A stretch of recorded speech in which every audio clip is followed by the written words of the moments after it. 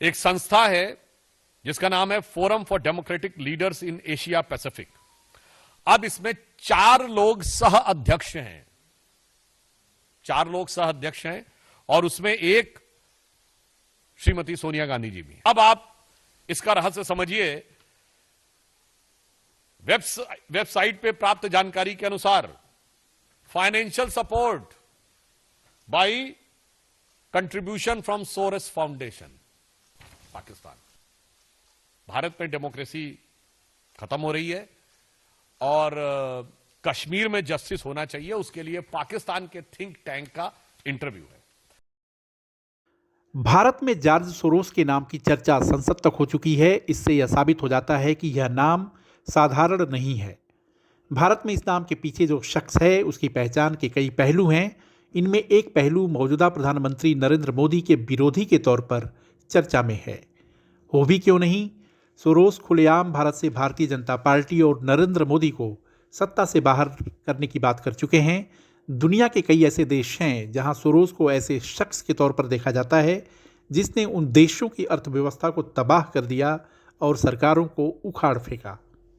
India, Modi and business tycoon Adani are close allies. George Soros ने भारत की मौजूदा सरकार और प्रधानमंत्री नरेंद्र मोदी के प्रति अपनी नापसंदगी कई बार खुलकर जाहिर की है।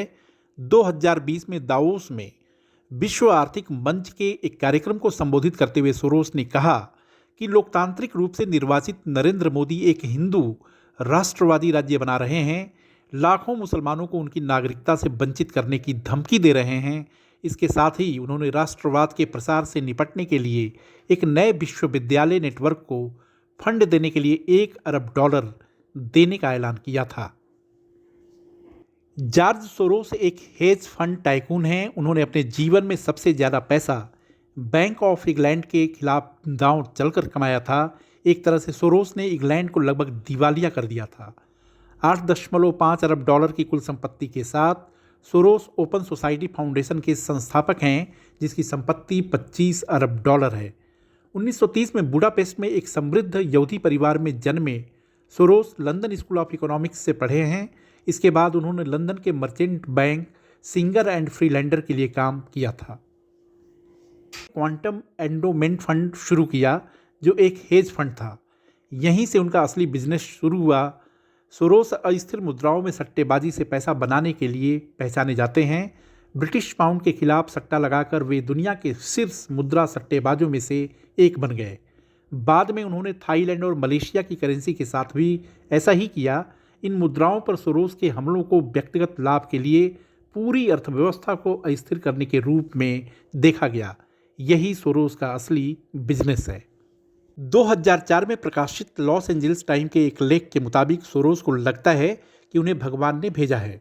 सोरोस लेख में कहते हैं कि मैं खुद को किसी तरह के भगवान का रूप मानता हूँ। एक जगह उन्होंने कहा, अगर सच कहा जाए तो मैं बचपन से ही अपने साथ कुछ शक्तिशाली मसीहाई कल्पनाएं लेकर आया था जिन्हें मुझे नियंत्रित करना था, अन्यथा वे मुझे परेशानी में डाल सकती थीं।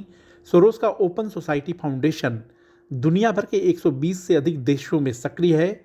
सोरोस इस फाउंडेशन और इससे जुड़े संस्थानों का रणनीतिक तरीके से इस्तेमाल करते हैं। सोरोस की सबसे बड़ी ताकत अमेरिका की डेमोक्रेटिक पार्टी है। सोरोस इस पार्टी को जमकर फंड देते हैं। एक मेगा डोनर के तौर पर देश भर के शहरों में डिस्ट्रिक्ट अटॉर्नी की नियुक्ति में उनकी अहम भूमिका होती है और इसके अलावा अमेरिकी डीप स्टेट तत्वों के साथ भी सोरोस का गहरा संबंध है। वीडियो को लाइक, शेयर और सब्सक्राइब करें और साथ में कमेंट भी जरूर करें। देखते रहिए इंडिया अड्डा।